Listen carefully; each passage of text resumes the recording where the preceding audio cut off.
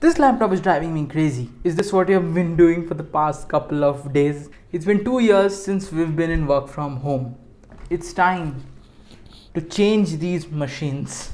I'm Abhilash, this is Tech, and in front of me I have 3 of my own laptops which I have used over the past 10 years, and I'm going to tell you my experience on using different types of laptops. These are all in the Windows ecosystem. I have not moved over to the Apple ecosystem, so I just wanted to give a perspective over these. Nowadays on Amazon you can just see these different laptops with so many words and you can't understand really that what you're gonna do.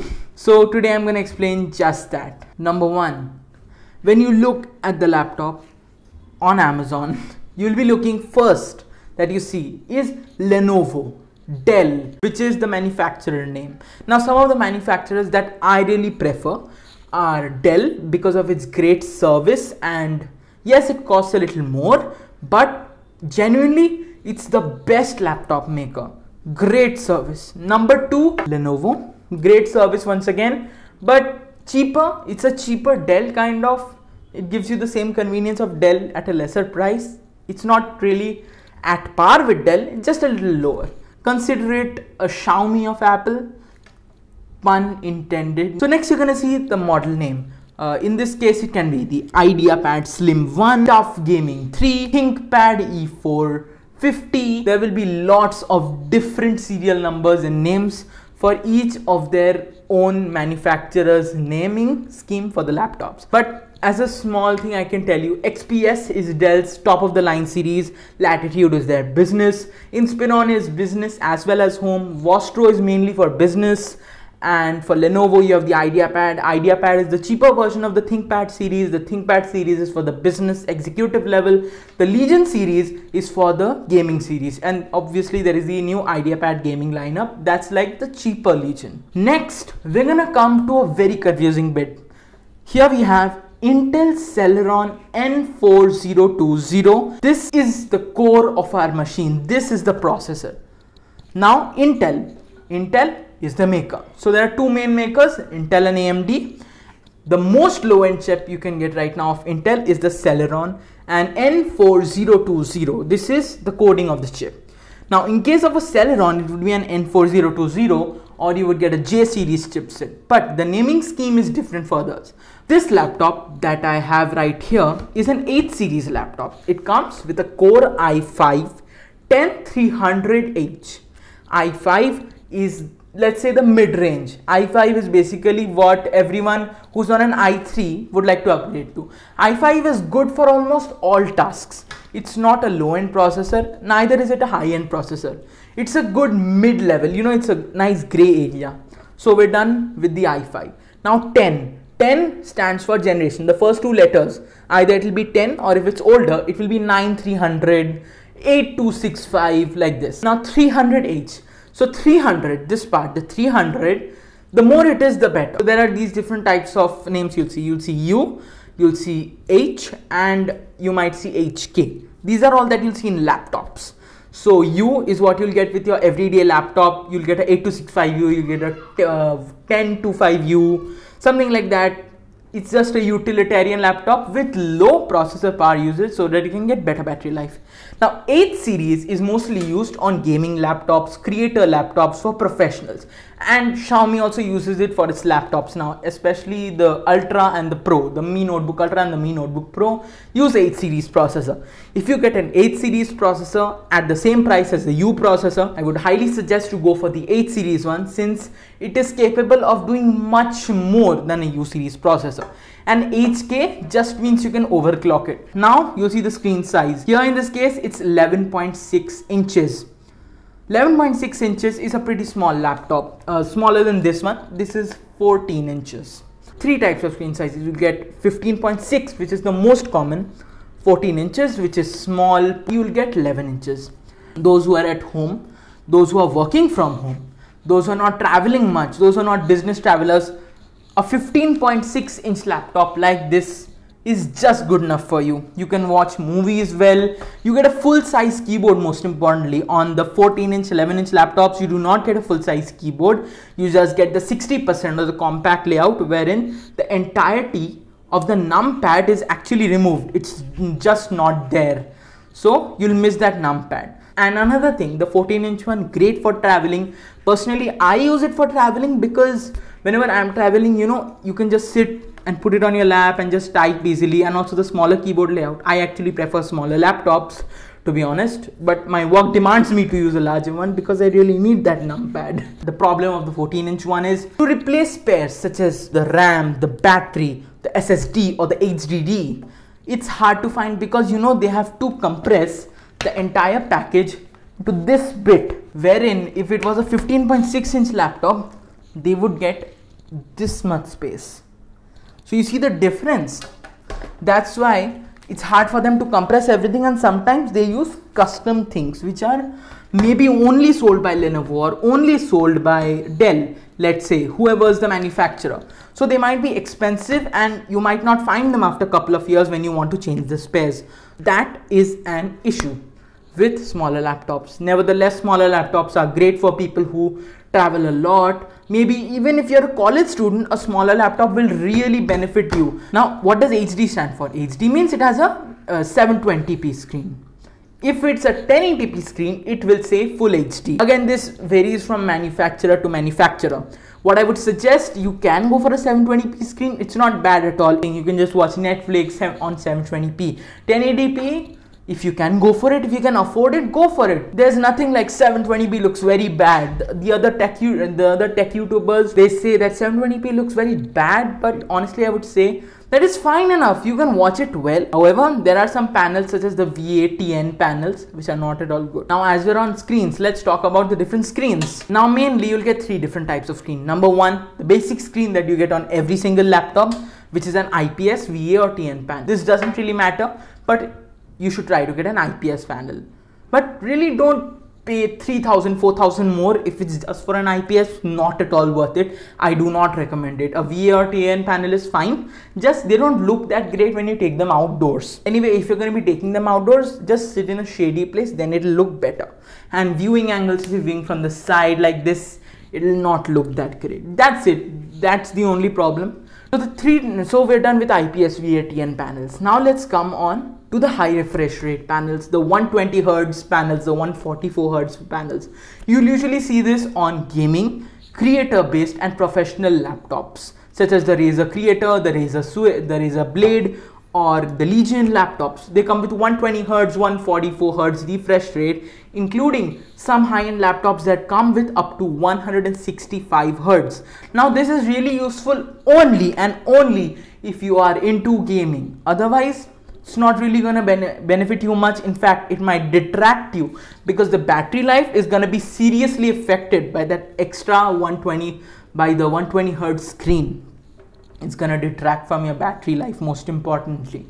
So buy the 120 Hz screen only if you're a gamer. Buy it only if you are into post-production, that is video editing. And really it's not that important. So if you get it at like maybe 500 or 1000 more, you can go for it, depends upon your choice. But if it's 2,000 to 3,000 more, don't go for it. It's not a good option. Unless with that you're getting maybe an SSD upgrade, or maybe a better CPU, or maybe a better screen. Don't go for that unless you're getting something with it or it's insanely cheap. Don't go for that.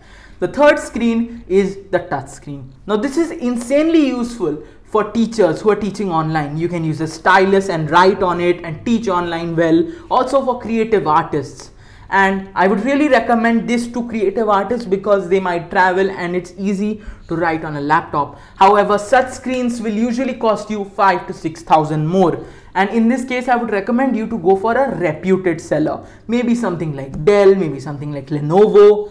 Acer is fine, but yes, once again, Acer's service isn't that great in some specific areas. So if you do have an Acer service station near you, you can go for Acer. There's no issue with that as well. Just after sales service is very important. So see which manufacturer service station is nearby or in your city and go accordingly for that. So touchscreen displays, if you really need it, if you're a teacher, if you are maybe an artist, if you are a cartoonist, if you're an animator or even a video editor, you might need to create custom elements. you can go for this. It's going to be really useful for you, and usually these come with a stylus as well. But the price difference is high, and if you can make it, get it, but for specific use purposes only. For example, if an i5 laptop without a GPU, Intel UHD graphics will set you back 52,000, the touchscreen equivalent might set you back 65,000. Yes, that is a 14,000 upgrade, but again, if you wouldn't spend that 14,000, you'd have to spend maybe, let's say, at least 20,000 for a good tablet, something like the Samsung Galaxy S6 Lite that comes with an S Pen. And iPads, if you're going to spend for an iPad, that's going to be a straight 36,000 spent with the iPad 9 generation and the Apple Pencil that costs you 8,000, first generation Apple Pencil, which is compatible with the iPad 9. So over with that. Now you're going to see a bracket, 4 gigabytes. What is this? 4 gigabytes is the amount of RAM you have. You should not go for 4 gigabytes. Don't. Personal experience, I'm telling you, don't go for 4 gigabytes. You will lag, and seriously lag. What I would recommend you is to get minimum 8 gigabytes, and later if you're feeling laggy, go to 16. Don't buy it from 16 from starting. It will cost you more. It will cost you lesser to upgrade later on, and try and get something with dual channel memory, that it has 2 slots to upgrade the RAM. So in dual channel memory, the most configurations you'll have for 8 gigabytes are one 8 gigabyte stick and one empty slot, and another configuration you can have is 2 times a 4 gigabyte stick. What I would prefer is you have the first one. Now the storage. Here we can see it's a 256 gigabyte SSD. Now what's an SSD and how does it compare from an HDD? SSD stands for solid state drive and HDD stands for hard disk drive. Hard disk drive was invented more than 20 years ago, and in fact I have an old one right here. This is a hard disk. You can see how bulky it is, and beneath this actually lies the disk within which all of your memory is stored, and this is pretty old hard disk. This is 500 megabytes. I think this is over 20 years old. This is older than me. Yeah, this thing is older than me. So yes, there is quite a price difference, but the speed that you get for the solid state drive in comparison, it's much better. So the best configuration I would say you go for is a hybrid, a 256 gig SSD, which is for the boot drive, your C drive, and the D drive comes in a 1 terabyte HDD. This is best because not only do you get the speed of the SSD, you also get the space of an HDD without spending too much money. Usually these will cost you lesser than the only SSD options. Also, you can always swap out your HDD for an SSD if your laptop has that slot of a M.2 SSD or a 2.5 inch SATA SSD. It's completely your choice what you want to go for, but I would always recommend a hybrid combination, HDD plus SSD. For example, this laptop that I have right here, this is an HDD plus SSD combination. It comes with a 256 gigabyte SSD and a 1 terabyte HDD. So my C drive is for the 256 gigabyte SSD and I have a 1 terabyte HDD. And for gamers, you can just swap out that HDD later for an SSD for the faster games that you can run on that. Again, it's better to do it yourself because it will cost much lesser in person. Also, you can get different SSDs as per your choice for whatever brand you want. You can get from Crucial, you can get from Samsung, you can get from Toshiba. It's your choice completely, and it will cost you lesser than buying it directly. That's what I always recommend. Now next you'll see Windows 10 and MS Office. Now mostly what Windows 10 you'll get is Windows 10 Home and Student. Basic Windows 10, never Windows 10 Pro unless you're going for a high-end laptop. MS Office. Now some some laptop manufacturers provide it, some don't. For example, this did not come with Windows 10. This just came with DOS, which is just the old code. There's no Windows, there's no GUI. You have to work through the code yourself and install it. Now this came with Windows 10, but no MS Office. The same story with this as well. Again, the MS Office, you can easily buy it online. It costs you maybe what? For a lifetime license of MS Office 2021, it will cost you around $100, or in India 7,700. It's a lifetime license. So you should think about that if you want to get one. Or obviously, yeah, they do come pre-installed, but with a 15-day trial try to get one with MS Office, or you'll have to spend that extra money later on. And platinum gray, we all know what everyone does. Sorry, platinum gray is the color, and we all know what everyone does when they can't afford MS Office, right? I'll put it up on the screen. I think you can understand it. Guilty as charged. Well, for this one I had to do this. This was 8 years ago. I didn't have money to buy MS Office. $100 when I was 9 years old. $100. That's like a dream to me when I was 9 years old. So obviously I had to do what most people do in India for MS Office. Yeah, Windows, well, usually it comes in this. In some laptops, what you'll see is there will be a GPU. Now, a GPU really matters only if you're doing graphic intensive tasks such as video editing, photo rendering, 3D modeling, auto CAD working, or architecture rendering or designing. In that case, this will be really useful for you because it will help the entire thing render faster. Now, most of you have probably heard about the RTX 3090, RTX 3070, RTX 3080. Well, I'm sad to say those are not coming here yet. Those are not on laptops, but mostly under 70,000 rupees in India. The GPUs that you will get are the GTX 1650, the 1650 Ti, the 1650 Max Q, the 1660 and the Ti version of the same as well, and maybe the RTX 3050 Ti.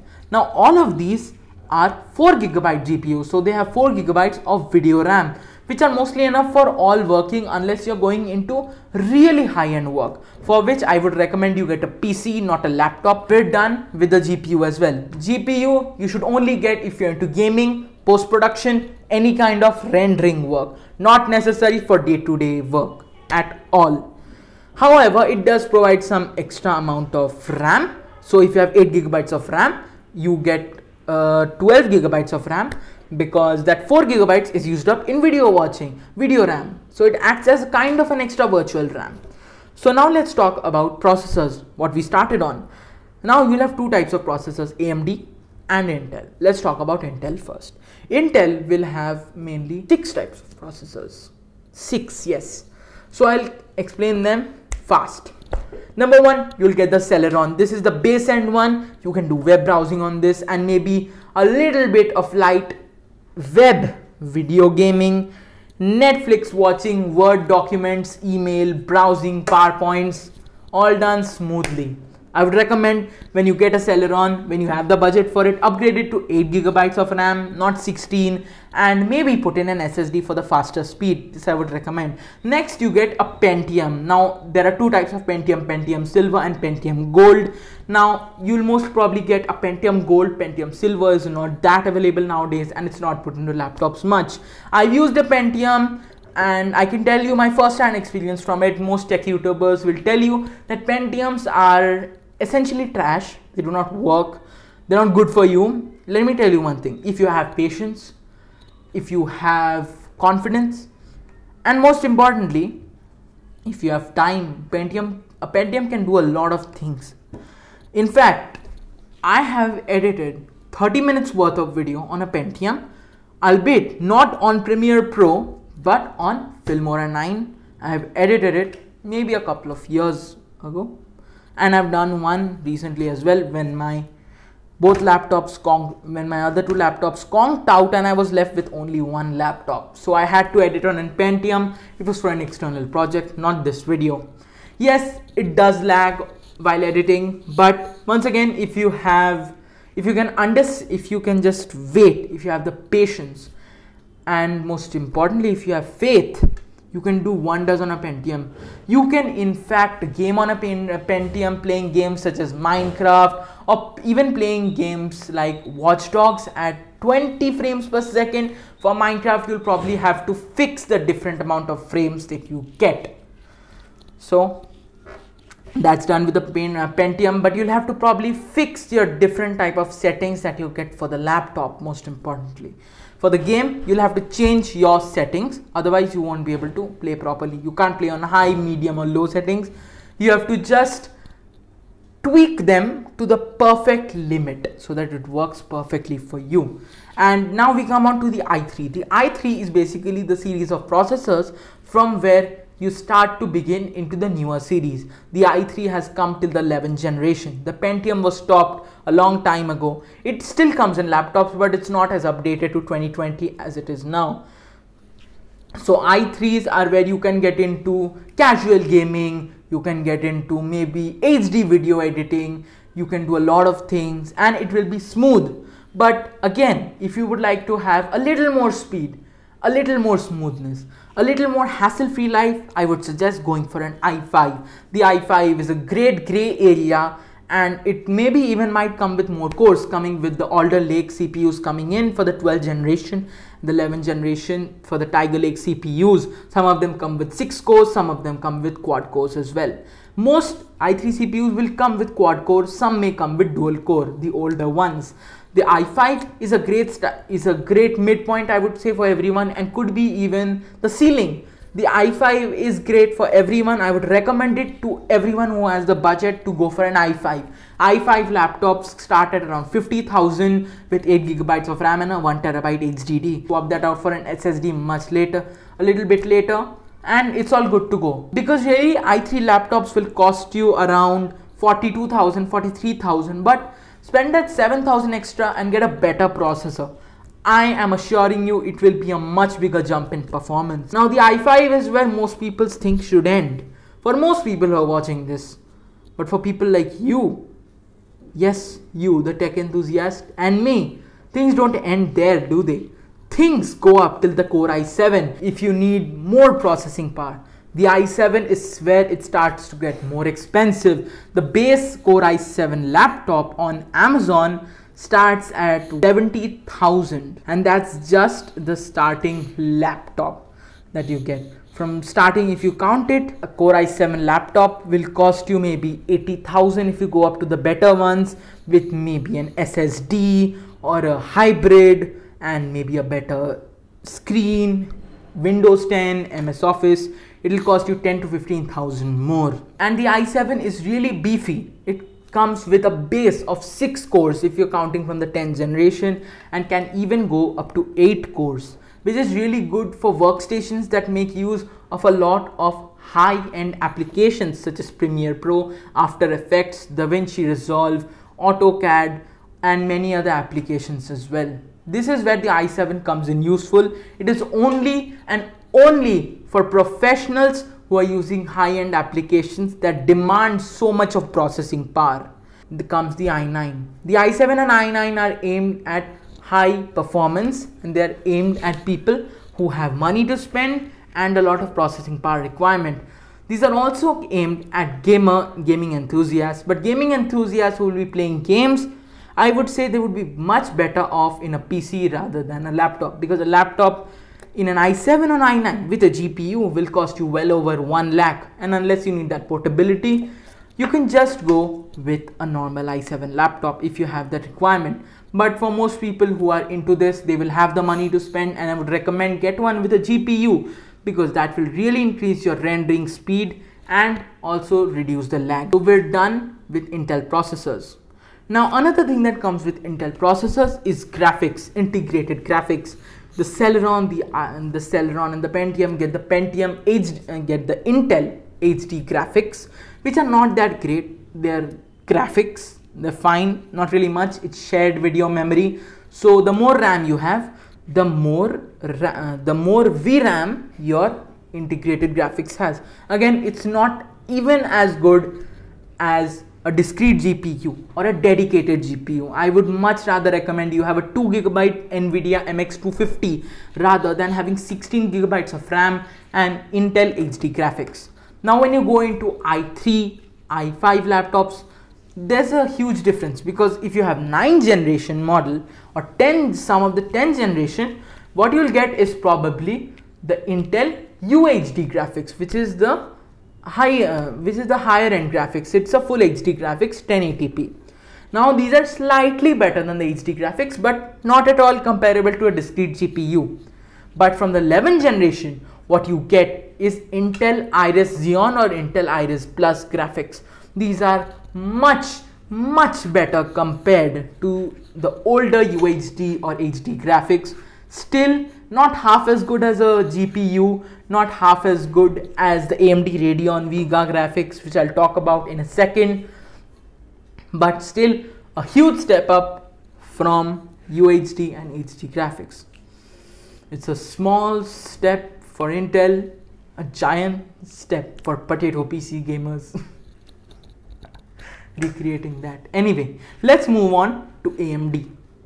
AMD will have mainly 5 processors that you can select, out of which you'll maybe be selecting only between 3 of these, which I'll be saying. You can start at the base end with the competition to the Celeron and the Pentium, the Amd Athlon. The Amd Athlon is based on the new Zen architecture. I will not be covering the AMD A4 or the A5 processors because they're not that great. I would be comparing the Athlon.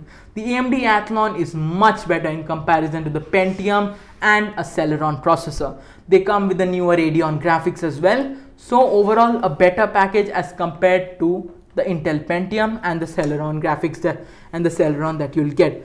And they don't even cost that much more. In fact, AMD's processors in a laptop will cost you lesser than Intel laptops, almost 3,000 to 4,000 rupees lesser. So yes, that is a sizable difference, and when you're getting the better out of it, just go for it. In fact, even if it's 1,000 to 2,000 more, I would recommend you go for an AMD processor. Despite people might be saying that AMD heats up a lot and Intel still has the higher game here with 70% of the market, AMD has grown from 10% in the last 2 years to 30% of the PC of the laptop market, and that is quite a big jump, and Intel will soon might be dethroned by AMD. AMD was known for making some toasters back in 2010 with the AMD FX processors that used to heat up so a lot, but now AMD's Ryzen Zen architecture has become so much better that it has truly destroyed Intel's competition, Intel's competing lineup of processors in fact. But with the 12th generation Intel Alder Lake processors, we might see another battle coming up. Although they're not that released yet, let's see what AMD comes up with this time. Now let's talk about the next AMD processor, the Ryzen 3. The Ryzen 3 is equivalent to the Core i3 and some say even to the older Core i5s. For example, you can compare an i5 8th or 7th generation with a Ryzen 3 of 4th or 5th generation. Currently we have the 5th generation running and a 6th generation will be coming to laptops soon. So technically you can get a Ryzen 3 with 3rd or 4th generation comparable to an i5 of let's say 7th or 8th generation. So yes, there's a huge difference between these, and yes, they do come with the Radeon Vega graphics. Now comes the Ryzen 5. The Ryzen 5 is comparable to the Core i5s of the newer versions and the older i7s, just like we saw with the i3 and the Ryzen 3. So Ryzen 5 is again a great midpoint that you can have for the laptops that you're gonna get. Great processing power, great integrated graphics. In fact, they can even beat your need for a GPU. I would say that the Radeon graphics are maybe almost comparable to that of a 2GB or 4GB GPU, but again, it does not beat a GPU. However, it is much better than even the Intel Iris graphics, telling it to you firsthand. And in fact, you might notice a difference between a discrete GPU and an AMD Radeon. But if you look at the difference between an Iris UHD, HD or a Radeon graphics, you will notice the difference hugely. So Ryzen 7 and Ryzen 9, once again like i7 and i9, they come up into the higher end category for post-production workers, gamers, and architecture workers who need to render a lot of things, or 3D modeling artists as well. So Ryzen 7 and Ryzen 9 only if you're into hardcore work, and if you're into gaming, Ryzen 7, Ryzen 9, I'm suggesting you kindly go for a PC rather than a laptop, because gaming on a PC is always better than a laptop and it will cost you lesser. Most importantly, a Ryzen 7 laptop might set you back 70,000, whereas a Ryzen 7 gaming PC might just set you back 55,000, saving 15,000 for some extra upgrades wherein you can get a better GPU, more RAM, better SSD, better storage, better peripherals, better screen, and better keyboard and mouse as well. Now we're done with processors, we're done with RAM, we're done with storage, we're done with screen. Now we're coming on to a smaller part that will not really affect you a lot, but that is the keyboard size. Again, depends on the type of screen you're going for. If you're going for a 15.6-inch screen, you'll get a full-size keyboard layout. If you're going for a 14 or 11-inch screen, you will get a 60% or compact layout where the numpad is chopped off. So depends what kind of screen you want to get what kind of keyboard you'd like. And that's it for what you need to get for your laptop. And battery, really what the manufacturer tells you, just maybe cut 2-3 hours from it and you'll get what you'll actually get from the laptop. So if the manufacturer says 6 hours, you'll get 4 to 3 hours. If the manufacturer says 4 hours, you'll get 2 hours. But for a utility laptop, a travel laptop, I would recommend that you get at the least 5 hours after cutting whatever the manufacturer tells you, 2 hours from that. And for a gaming 8 series laptop, I would recommend you get at least 3 hours of battery life from what the manufacturer tells you. Usual gaming laptops have a battery in real life of average about 2 to 3 hours, and when you're playing it can last 1 hour. But if you're doing normal work, you put the refresh rate down, you've maybe switched it to a lower clock rate by using MSI Afterburner, and you've turned down your brightness, you've turned down the backlit, you've turned it to best battery life, you might just get 4 hours out of it. So again, lot of tweaking required for that, but if you're using an 8 series processor, you will get lesser battery life. I hope this guide was easy to understand for all of you. So once again, I'll go over it in 1 minute. Processor, if you need basic homework, you can get a Pentium, a Celeron, and maybe if you have a little more money, you can go for a i3, Ryzen 3 or Athlon. Depends, you want to go for AMD or Intel. Intel will give you a good processor, but AMD will give you more value for money and possibly a better processor with more cores. i5, i7, Ryzen 5 and Ryzen 5. Ryzen 5, i5 will all give you a good gray area, and I would recommend most of you to get an i5 or a Ryzen 5 because this will give you enough processing power to munch through all your games, munch through even some light video editing, and do multi-core tasks as well, such as maybe annotating things while presenting on a Google Meet, or moving between different applications while you're on a Zoom meeting, and from basically multitasking. Now RAM, I would recommend you to have minimum 8 GB of RAM. Later you can upgrade it to 16. Storage, you can get an SSD later on, but what I would most recommend you go for is an hybrid drive, 1 TB HDD plus a 256 GB SSD. This will really help you a lot because it has the speed of an SSD with the storage of an HDD without breaking the bank, and will cost you lesser than full SSD storage. Screen, I would recommend you to get 15.6-inch screens. If you're just sitting at home, not really moving around that much, I would recommend you to get 15.6-inch ones. Larger, better to watch movies on, but if you're traveling a lot, going to college, going to school where you need your laptop, get a 14-inch one, comes with a smaller keyboard, maybe a little bit of lesser battery life, but again really easy to carry around. And once that's done, let's go over something that very less people need, a GPU. You're gonna need a GPU only if you're into high application tasks which require a lot of processing power, such as maybe video editing or graphic rendering or game designing or architectural rendering or 3D modeling or Blender rendering and gaming. So you can get a GPU for this, and frankly speaking, if you go into the lower end of gaming laptops, a gaming laptop will cost you maybe 4,000 more than the normal counterpart at the time during sale in Christmas or November during Diwali, or maybe during the end of the year and the New Year's coming up. You can get great discounts and you can get a good GPU laptop as well. But if you do get a GPU laptop, I would highly recommend that you go for it if you have it just for 2,000 or maybe even 1,000 more. There are such steal deals coming out in the holidays, and you can keep an eye out for that as well. And last but not the least, screens, what you're gonna watch it on. You can pick an IPS TNVA screen for your daily needs. You can pick, let's say, a touch screen if you need to do online teaching, if you are a graphic artist, if you're an architectural designer, you will need that touch screen. And a high refresh rate screen if you're into gaming or let's say post-production. Therein the high refresh rate screen will be really important for you. Another tip, whenever you're buying a laptop, make sure to check the type of ports you're getting. So this laptop, for example, this has a USB port, an Ethernet jack, and a Kensington lock, which can be used in offices. And on the side, this is charged by USB-C. It has an HDMI and it has 2 USB-A ports and a headphone jack. This is what every laptop should come with ideally, and it would be a bonus tip if you get an SD card or a micro SD card reader. An HDMI port is much needed, and I would say that don't go for a laptop with less IO ports, because you will need to buy one later on. And nowadays most things do use USB-C, but USB-A is really useful. For many mouses, many mice actually, till now use USB-A adapters, and USB-C mice cost a little bit more, but recommend you to get a laptop with lots of ports. Really useful when you're transferring things from laptop to laptop, not wirelessly via an external hard drive or an external SSD or a micro SD card.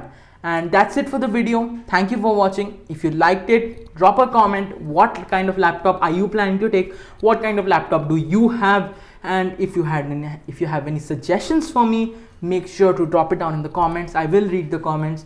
I thank you for all your criticisms, your suggestions.